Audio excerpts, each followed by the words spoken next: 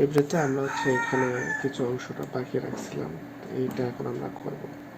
Student admission, কোন ক্লাসে admission নেবে, ক্লাস এগুলো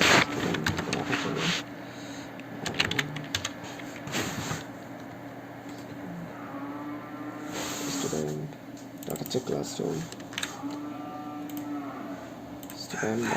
ক্লাসরুম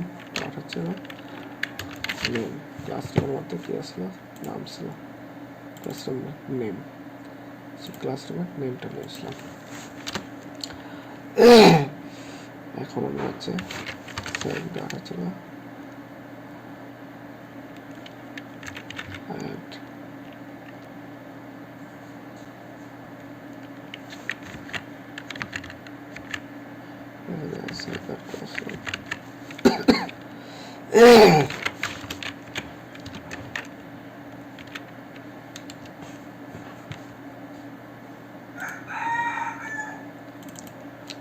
স্টুডেন্ট করলাম,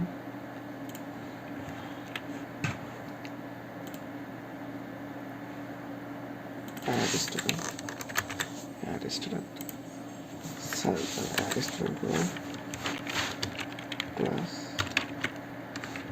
class name দিলাম,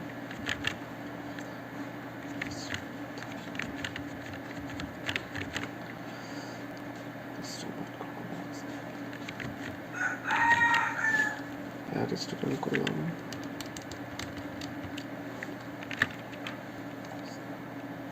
class name দিলাম, dot করলাম,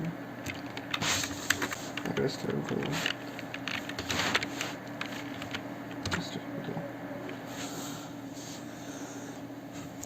ক্লাসরুমে গেলাম, অ্যাড স্টুডেন্ট অ্যাড করলাম,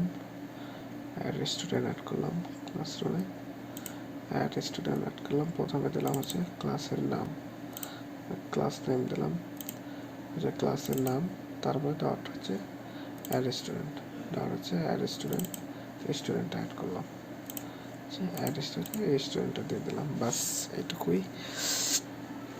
আর এখন আমাদের এটা রিপ্রেজেন্টটা আছে, অল একে রিপ্রেজেন্ট করতে হবে।